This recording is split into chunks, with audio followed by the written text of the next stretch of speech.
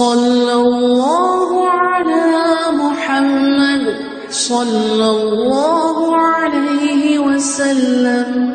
اعوذ باللہ السمیع العلیم من الشیطان الرجیم، بسم اللہ الرحمن الرحیم، والصلاة والسلام علی رسولہ الکریم۔ بخاری شریف کتاب صفت الصلاۃ۔ آج جو باب ہم پڑھیں گے اس کا عنوان ہے من لم یرا یرد السلام علی الامام، کہ ان لوگوں کے مسلک کا بیان جو امام کو الگ سلام کا جواب دینا ضروری نہیں سمجھتے، واکتفا بتسلیم الصلاۃ، اور نماز کے سلام ہی کو کافی قرار دیتے ہیں۔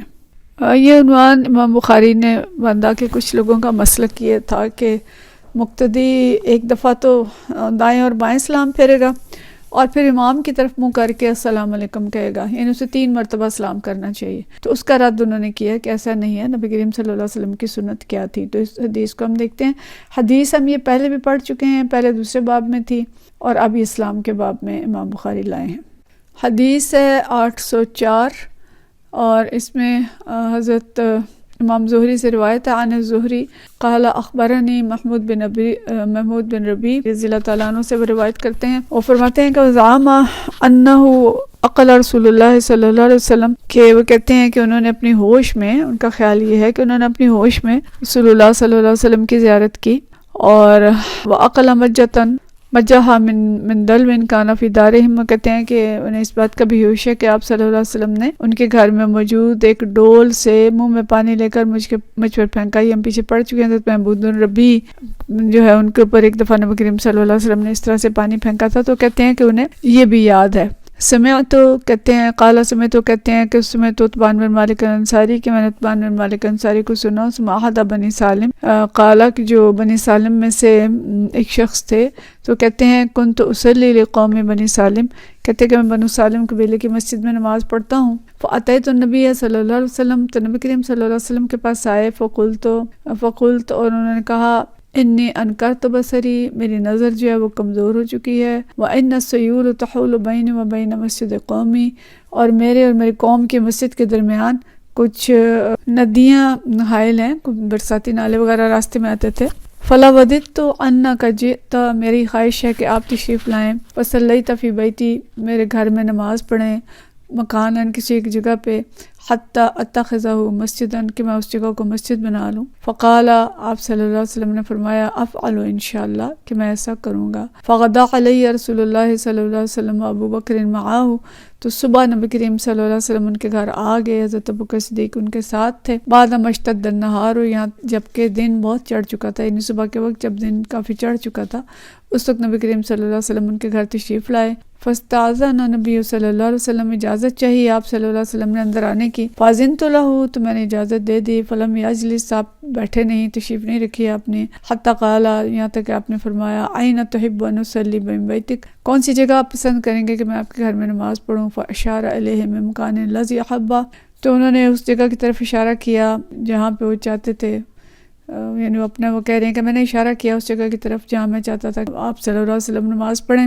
احبا نصلی فی، کہ اس جگہ پہ نماز پڑھیں۔ فقام، آپ صلی اللہ علیہ وسلم کھڑے ہوئے۔ فصففنا خلفہ، ہم نے آپ کے پیچھے صفیں بنائیں۔ ثم سلم، آپ صلی اللہ علیہ وسلم نے سلام پھیرا۔ وسلم حین سلم، اور ہم سب نے بھی سلام پھیرا جب آپ صلی اللہ علیہ وسلم نے سلام پھیرا۔ تو یہ حدیث ہم پیچھے پڑھ چکے ہیں کہ عتبان بن مالک رضی اللہ تعالیٰ عنہ نبی کریم صلی اللہ علیہ وسلم کے پاس گئے تھے، انہوں نے درخواست کی تھی، اور کہتے ہیں کہ جمعے کے دن نبی کریم صلی اللہ علیہ وسلم سے یہ بات انہوں نے کی ہے، اور ہفتے کی صبح جب سورج اچھی طرح چڑھ چکا تو آپ صلی اللہ علیہ وسلم حضرت ابوبکر رضی اللہ تعالیٰ عنہ کو ساتھ لے کے ان کے پاس پہنچ گئے، اور ان کے گھر جا کے بلا اجازت داخل نہیں ہو گئے کہ جی آپ نے بلایا ہوا ہے تو بس ہم آ گئے، بلکہ جا کے آپ صلی اللہ علیہ وسلم نے اجازت طلب کی اور اجازت ملنے پر اندر گئے۔ یعنی یہ ایک اصول ہمیں ملتا ہے کہ کوئی بلائے بھی تو بھی اس کے گھر جب پہنچیں تو اجازت لے کے داخل ہوں۔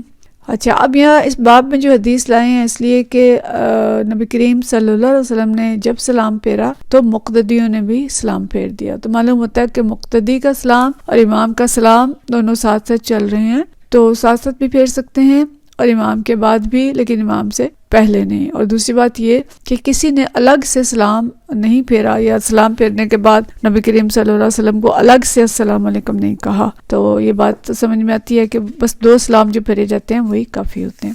اگلا باب ہے الذکر بعد الصلاۃ، نماز کے بعد ذکر کا بیان. اور یہ حدیث حضرت عمرو بن دینار رحمۃ اللہ علیہ سے روایت ہے. اخبرنی عمر کہتے ہیں ان ابا معبد مولا ابن عباس کے ابا معبد جو حضرت ابن عباس کے آزاد کردہ غلام تھے، اخبرہ انہوں نے خبر دی ان ابن عباس رضی اللہ عنہ اخبرہ کہ انہیں حضرت ابن عباس نے بتایا ان رفع الصوت بالذکر کہ اونچی آواز میں ذکر کرتے تھے حین ینصرف الناس لوگ من المکتوبۃ فرض نماز کے بعد کان علی عہد النبی صلی اللہ علیہ وسلم کہ نبی کریم صلی اللہ علیہ وسلم کے عہد میں لوگوں کا معمول تھا کہ فرض نماز سے فارغ ہونے کے بعد اللہ کا ذکر بآواز بلند کرتے تھے. وقال ابن عباس اور ابن عباس فرماتے ہیں کنت عالم میں جان لیتا تھا یا مجھے سمجھ آتی تھی اذا انصرف بذالک اذا سمعتہ اس ذکر کو سنتا تھا تو جان لیتا تھا کہ لوگ نماز سے فارغ ہو گئے. اگلی حدیث پہ پڑھ لیں پھر ان دونوں کو اکٹھا ہم دیکھتے ہیں. 806 حدیث ہے اور یہ حدیث بھی وہی حضرت عمر بن دینار سے ہے. حدثنا عمر قال اخبرنی ابو معبد، عمر بن دینار کہتے ہیں کہ مجھے ابو معبد جو مولا ابن عباس ہیں انہوں نے خبر دی قال كنت عارف قضاء صلاۃ النبی صلی اللہ علیہ وسلم کہ میں نبی کریم صلی اللہ علیہ وسلم کی نماز کا جو ختم ہونا تھا اس کو سمجھ لیتا تھا تکبیر سے. قال علی حدثنا سفیان عن عمرو قال كان ابو معبد اصدق موالي ابن عباس قال علی واسمه نافذ. سفیان بن عینیہ روایت کرتے ہیں کہ عمر بن دینار نے فرمایا کہ ابو معبد جو تھے عبداللہ بن عباس رضی اللہ تعالیٰ عنہ کے آزاد کردہ غلاموں میں سے سب سے سچے آدمی تھے. ابو معبد ان کی کنیت ہے اور ان کا نام نافذ تھا. تو یہ جو 2 حدیث ہم نے پڑھی ان 2 حدیث میں یہ چیز ہم نے دیکھی کہ نماز کے بعد نبی کریم صلی اللہ علیہ وسلم اونچی آواز میں اللہ اکبر کہتے تھے. اور جو اس زمانے کے لوگ ہیں حضرت ابن عباس کہتے ہیں کہ ان کی نماز کے ختم ہونے کا پتہ ہی یہاں سے چلتا تھا کہ فرض نماز ختم ہونے کے بعد اللہ اکبر کہتے تھے. اب یہ مختلف حدیث ہیں، مختلف اس کے طریقے آئے ہیں کہ نماز کے بعد اللہ اکبر استغفر اللہ استغفر اللہ استغفر اللہ پڑھا جائے فرض نماز کے بعد. اور کچھ لوگ کہتے ہیں کہ بلند آواز میں اللہ اکبر لا الہ الا اللہ واللہ اکبر ولا حول ولا قوت الا باللہ العلی العظیم نبی کریم صلی اللہ علیہ وسلم پڑھتے تھے. اور اس سے پتہ چلتا تھا کہ نماز باجماعت ختم ہو گئی ہے. حضرت عبداللہ بن عباس رضی اللہ تعالیٰ عنہ چھوٹے تھے، کبھی گھر میں ہوتے تھے، کبھی ان کا گزر جو ہے وہ مسجد کے قریب سے ہوتا تھا، تو وہ یہ بتاتے ہیں کہ مجھے سمجھ آ جاتی تھی کہ اب نماز ختم ہو گئی ہے. تو یعنی ایک دفعہ اونچی آواز میں اس طرح سے پڑھ لینا، لیکن یہ نہیں کہ لوگ نماز پڑھ رہے ہیں، کوئی دیر سے نماز میں شامل ہوا ہے، کوئی تیسری رکعت میں شامل ہوا ہے، کوئی دوسری میں ہوا ہے، کوئی چوتھی میں ہوا ہے، وہ اس کی نماز ابھی باقی ہے،